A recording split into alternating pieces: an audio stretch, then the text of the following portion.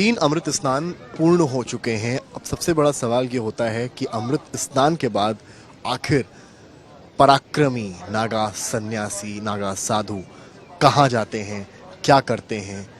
बात करने के लिए हमारे साथ निरंजनी अखाड़ा से नागा साधु दिगंबर जी मौजूद हैं। बहुत बहुत स्वागत है आपका। दिगंबर जी, आप यहाँ हैं, हवन की जो अग्नि है वो अभी अभी यहाँ पर जो है, जो धुआं पावन है वो हम महसूस कर रहे हैं, आपकी यहाँ पर मौजूदगी महसूस कर रहे हैं।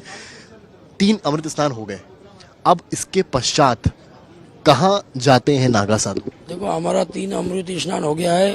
कल को हमारा एक छोटा सा एक स्नान होता है। हमारा जो गुरु भाई जो महापुरुष बोलते हैं उनका एक स्नान, कल का एक स्नान बाकी है। गुरु भाई को हम सब उनको सच दजा के गुरु भाई को त्रिवेणी में स्नान कराने जाते हैं।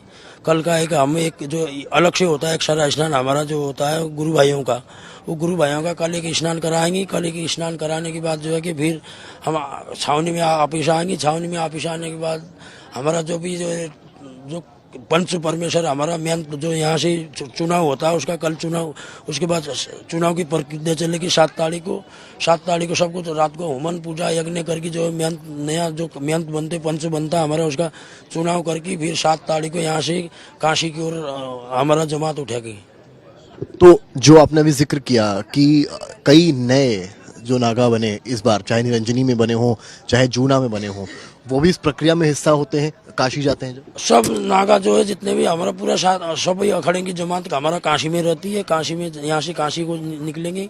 काशी शिवालय घाट में होते हैं, इधर अपने अखाड़े है, अस्थायी अखाड़े है, वहीं रहते हैं। वहाँ शिवरात्रि का मेला वहीं बनाते हैं। वहाँ से ही होली करके जो है कि अपने अपने स्थान के ऊपर निकलते हैं।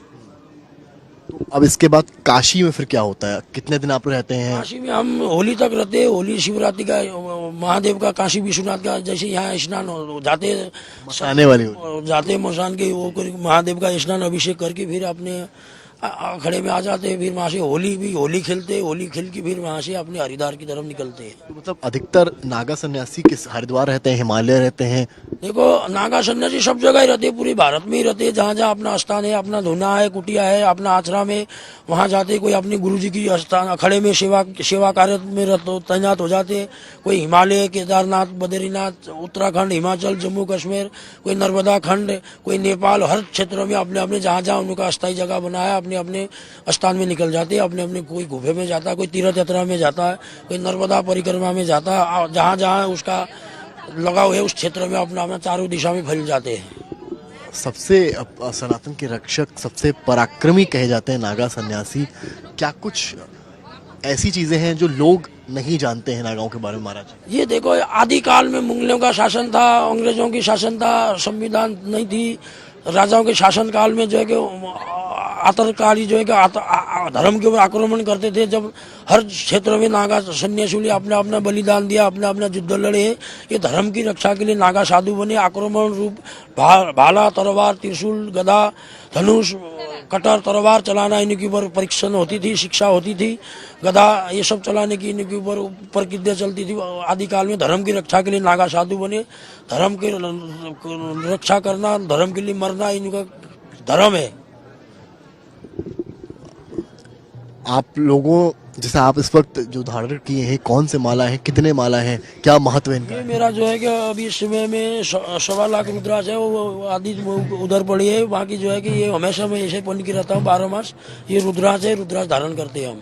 तो माना जाए कि जितने नागा सन्यासी हैं, चाहे जूना अखाड़ा के हों या निरंजनी के हों, वो सभी 7 तारीख को पूजन कर, स्नान कर काशी की ओर रवाना हो। सारे साहब जितने भी सन्यासी है सारे काशी की ऊपर काशी चला जाते हैं। 7 तारीख को सब 7 तारीख तक सारे अखड़े निकल जाएंगे यहाँ से ही। बहुत बहुत आभार महाराज जी समय देने के लिए। तो आप समझ सकते हैं कि कहाँ जाते हैं नागा, यहाँ जाते हैं काशी। 7 तारीख का स्नान होता है, उसके बाद काशी, वहीं मनती है होली और वहीं होती है मसान की वो होली। कैमरामैन रोहित के साथ समर्थ श्रीवास्तव, प्रयागराज, आज तक। जैसे कोई मैं सो रहा हूँ तो पिताजी को जगाना है मुझे, तो वो डायरेक्ट उठाने के बजाय, और हिंसा की परंपरा मेरे यहाँ नहीं थी सौभाग्य से, तो वो क्या करते थे कि उस कमरे में आ जाएंगे या बाहर से गुजरेंगे और चौपाई बोलेंगे, प्रात काल उठ गए रघुनाथा मात पिता गुरु नावई माता। कभी कभी मैं गुस्से में उठ करके अरे पापा, तो चरण स्पर्श किया और सो गया। मैंने कहा अब मत उठाना।